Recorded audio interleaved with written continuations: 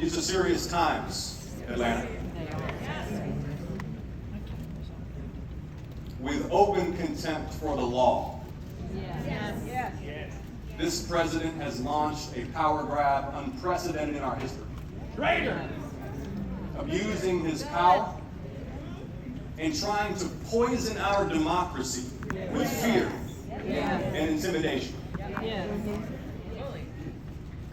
In his first 100 days, he set free criminals who did violence on his behalf. He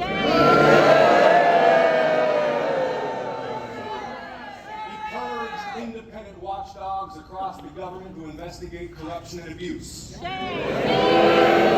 stacked the most powerful offices with personal loyalists and then called on those same loyalists to investigate and prosecute his opponents. He's undermined the freedom of the press. He's retaliated against lawyers who have opposed him in court. He's defied and threatened federal judges. And he's given massive and unaccountable power to the richest man in the world who spent $300 million to elect him president.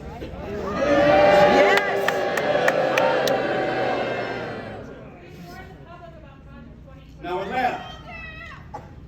Atlanta, this is not a drill. Atlanta, this is not a bad dream. As citizens, this is the test of our lifetime. So tell me, Atlanta, are you ready to fight?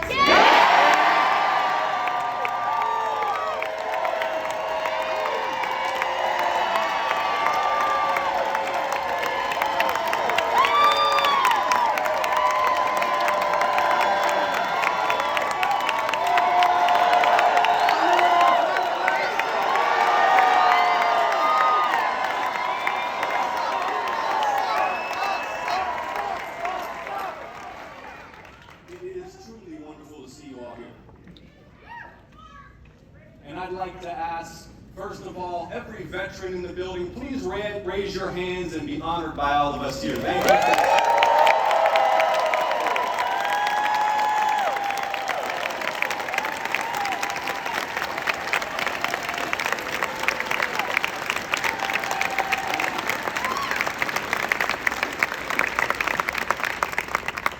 And please know that Raphael and I are both so grateful for every one of you, for your hard work over so many years. So many years we've been working together. Take a moment and turn to your neighbor. Turn to your neighbor. Introduce yourself for a moment.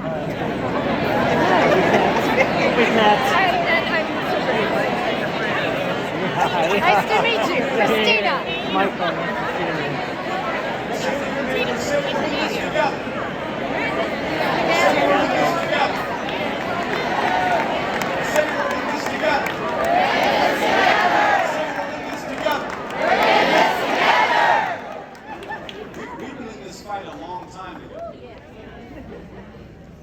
And you'll recall, 5 years ago, we faced a different sort of crisis. It was the deadliest pandemic since 1918. Thousands died per day, tens of millions were out of work. The lines for the food banks, do you remember, they ran for miles. And Donald Trump was president then too. Thinking out loud about whether we should inject ourselves with bleach. Remember that? And at that moment of crisis, we held here in Georgia one of the most consequential Senate elections of all time. It was 2-1.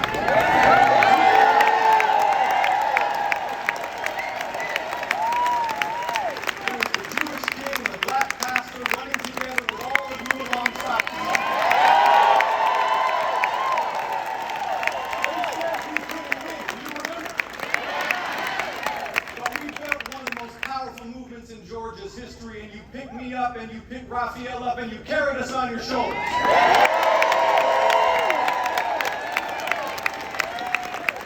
now it is our deepest honor to represent you in the Senate. Do you all remember how it felt to fight and to win? You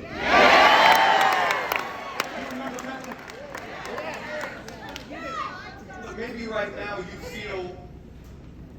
now you feel surrounded by darkness.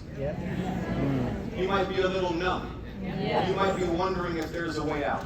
We need a plan.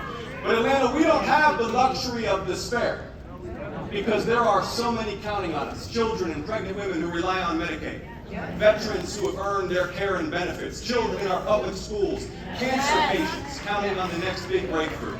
Our parents. An entire world hoping the United States has not given up on freedom.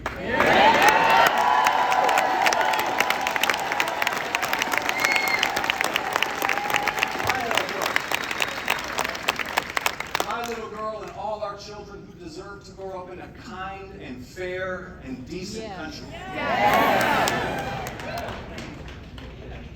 The truth is, beyond personal revenge, there's not much to this president's agenda. It's tax breaks for the rich and rounding up immigrants. That's the whole program. We've seen the bill. Paid for by blowing out the deficit, cutting Medicaid, and trying to close the new factories we helped open that make chips and solar panels and electric vehicles. That's the whole agenda. Let me ask you, yes or no? Will your family's life improve because we borrow trillions of dollars to cut taxes for the wealthiest people in the country? Will your family's life improve because our military bases become prison camps for immigrants? No! When Medicaid covers nearly half of the births in our state, 2/3 of all seniors in nursing homes, 40% of children, will your family's life improve because they got Medicaid? No! See, part of the shame of this useless spiral into chaos and revenge is that we really face so many urgent challenges.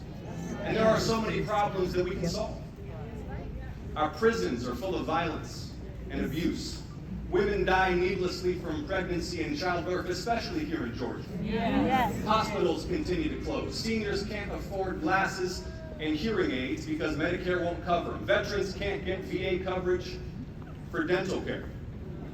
Don't forget the Families live paycheck to paycheck. The federal debt keeps growing, but top earners wind up paying less than firefighters and public school teachers. Now look, I'm not saying these problems are cheap and easy to solve. But we can solve them. We must solve them. And none of this is on the administration's agenda. They just do not care. They do not care. Trump's cabinet is worth like $60 billion. That's not even including Elon. They are literally the elites they pretend to hate. The president is not at his palace in Florida thinking about whether you can afford daycare for your daughter, or how to stop insurance companies from denying your claim, or anything that matters to our daily lives. When is the last time you even heard Donald Trump talk about health care or child care? When he was talking about taking it away. Greenland. He's worried about those Tesla dealerships. Handing your data over to Elon Musk. By the way, I'm all for government efficiency. And government programs aren't sacred, they have to work. But when you randomly fire tens of thousands of people, no matter what role they fill, no matter how well they're performing, and then you have to scramble to fire them back because you accidentally fired the people who run the Veterans Crisis Line, and you accidentally fired the people who watch out for Ebola at the CDC, and you accidentally fired the people who fight bird flu on our poultry farms, and the people who protect our nuclear weapons. When you shut down research into Alzheimer's treatments and cures for childhood cancer, that's not efficiency. That's just cruelty and chaos.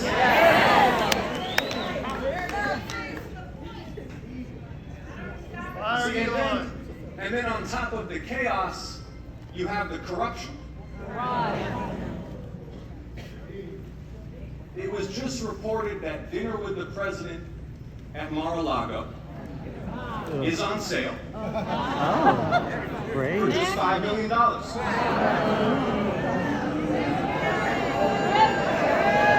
And you get citizenship with that. The whole royal family is cashing in.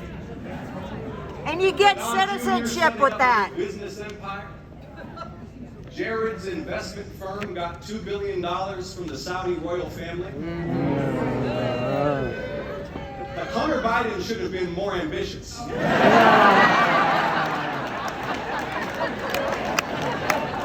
billion from the Saudi royal family. The president was already selling those Bibles made in China. But now they have their own meme coins. Did y'all see that? They literally stopped enforcing the law that prohibits bribery of foreign officials. Unbelievable. Secretary of Commerce is pumping up Tesla stock. The White House has been converted into a Tesla showroom, while Elon's money is what keeps Republican senators in check. He set us back decades. The truth is that corruption in America runs a lot deeper than Donald Trump. He's not just the beneficiary of it. His rise is a symptom of it. Citizens United was the most destructive court decision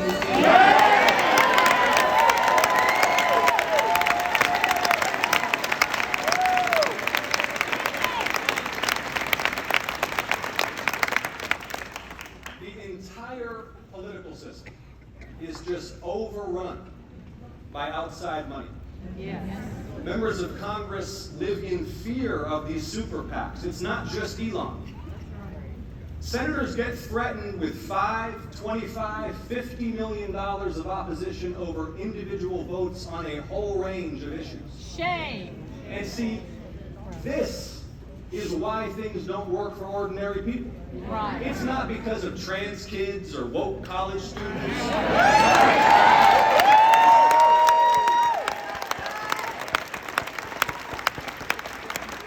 It's not because of our new arch enemy, Canada.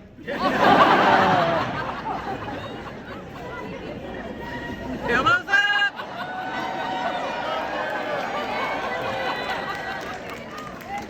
The corruption is why you pay a fortune for prescriptions.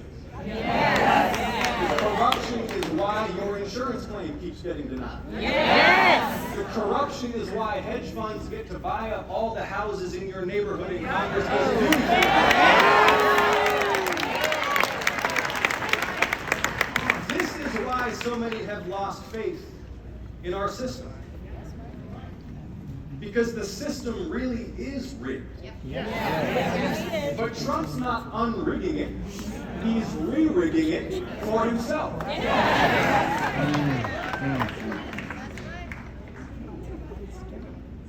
But right now, even more corrosive than the chaos and the corruption is the fear. This administration is trying to poison our democracy with fear and intimidation. His goal is not just revenge. He wants to use the government to crush the opposition. And this is actually something we have never faced before. Terrifying. Not like this.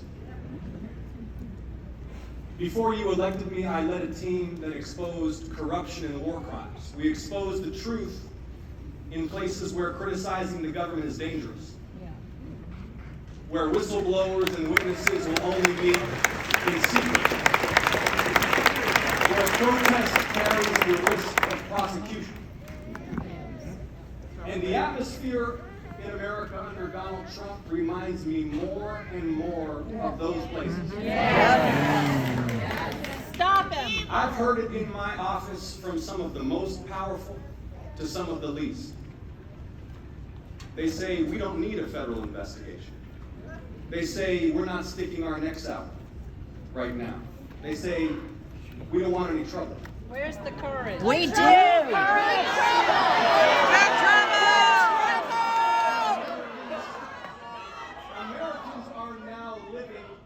fear of their own government. Good trouble. And it's not just here at home.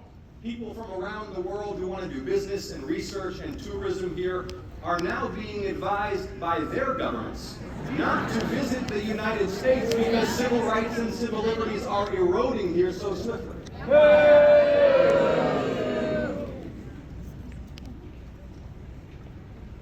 When I first ran for Congress 8 years ago, it was because I saw the election of someone so unfit for the presidency as a danger to the country. Yes. And you all got behind me because you saw the same thing. And when we won the Senate, it was because we still understood together the urgency and the necessity of the moment, and we knew Georgia could lead the way. And now each morning when I look at my beautiful 3-year-old girl and her sweetness and that magical, hopeful innocence and potential, I realize we have no choice but to keep going, Georgia.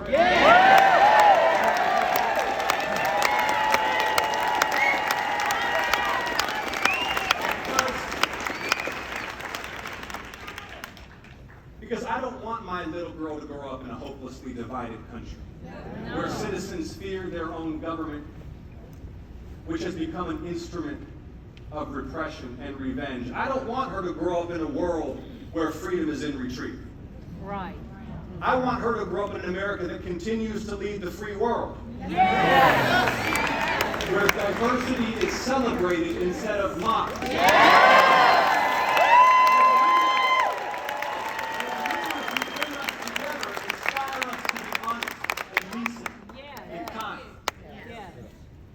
The measure of our success is not how many of the poorest and most vulnerable families we hunt down and shackle and imprison and deport. The measure of our success is whether each generation achieves greater health and prosperity than the last.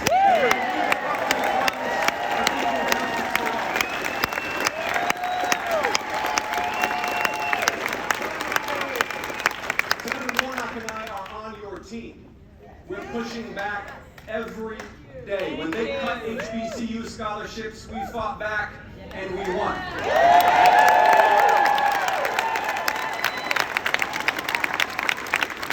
Republicans in Congress are already feeling the heat on Medicaid. We are pushing back every single day. We understand the assignment. And please trust us when we assure you that if we all do our part as citizens, we will overcome this.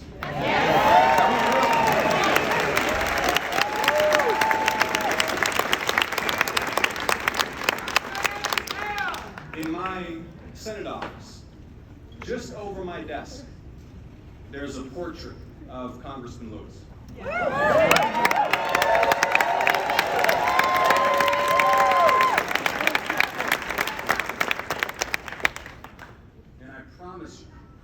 His spirit is with us in this place right now. The